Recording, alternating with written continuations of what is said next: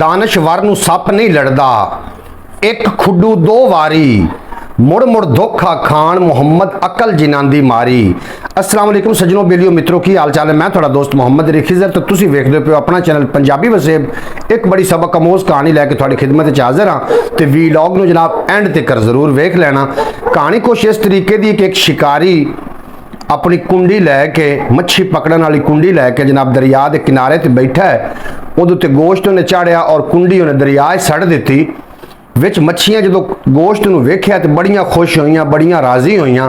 एक उन्हां दे विच वड्डी उम्र की मच्छी आई और जिहड़ी छोटी उम्र की यंग जनरेशन नौजवान नवीं जिहड़ी नौजवान मच्छी हुई है वो जनाब गोश्त की तरफ जावन लगी तो वड्डी मच्छी उन्होंने रोक लिया कि एक बारी बह के मेरी गल सुन, उस तो बाद जिहड़ा फैसला तेरा होवे तू आप कर लवीं।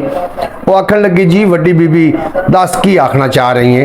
वो आखन लगी कि मैं अपने वड्डियां कोल सुनिया कि जिहड़ी मछली इस गोश्त के टुकड़े को बच जाती है वो देर पा जिंदा रहिंदी है।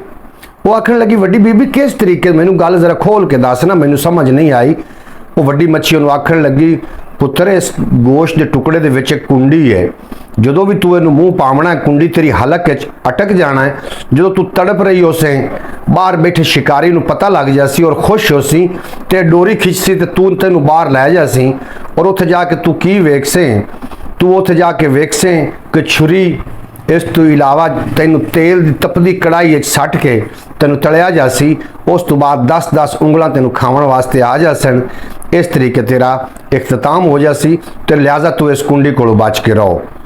वड्डी बीबी तो चली गई, वड्डी मछली तो चली गई, लेकिन छोटी मछली वो है इस दौर दी उन्हें अपनी तहकीक शुरू कर दी कि मैं वेखा तो सही भी ये वाकई कांटा है, ये कुंडी है या नहीं है। उन्हें बड़ा जायज़ा लिया, अपना मुशाहदा किया। ना उत्थे कोई तेल, ना कोई उत्थे अग, ना कोई उत्थे छुरी, ना कोई उत्थे इंसान, ना कोई 10-10 उंगलां।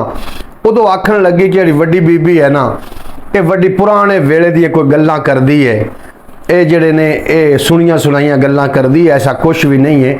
ना मैनू कोई तेल नज़र आया, ना मैनू कोई कुंडी नज़र आई है, मैं तो सारा दरिया फिर के वेख लिया। आखिरकार वो इस नतीजे ते पहुंची, वो इस फैसले ते पहुंची कि उन्हें जाके गोश्त का जिहड़ा टुकड़ा आ ना उन्हें जिमें ही उन्हें जाके मूँह लाया तो कुंडी उहदे हलक च फस गई।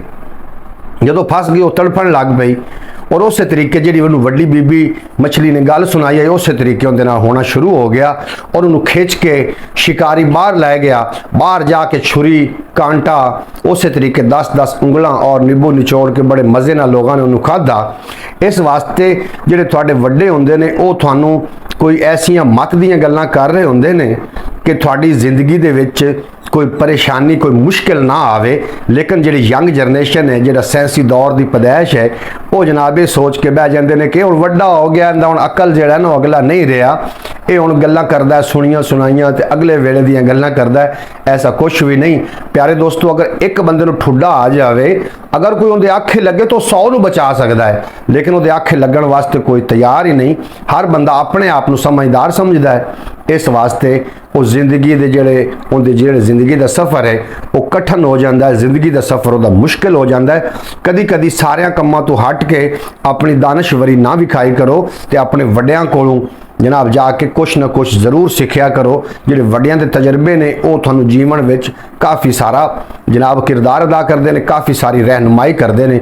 इस तरीके जिहड़ियां जवान बच्चियां ने वो भी अपने किसी बजुर्ग औरत कोल जाके जरूर बैठिया करन और उहदी जिंदगी के हालात और आमन वाले हालात ये बारे में को जरूर आगाही हासिल की करो।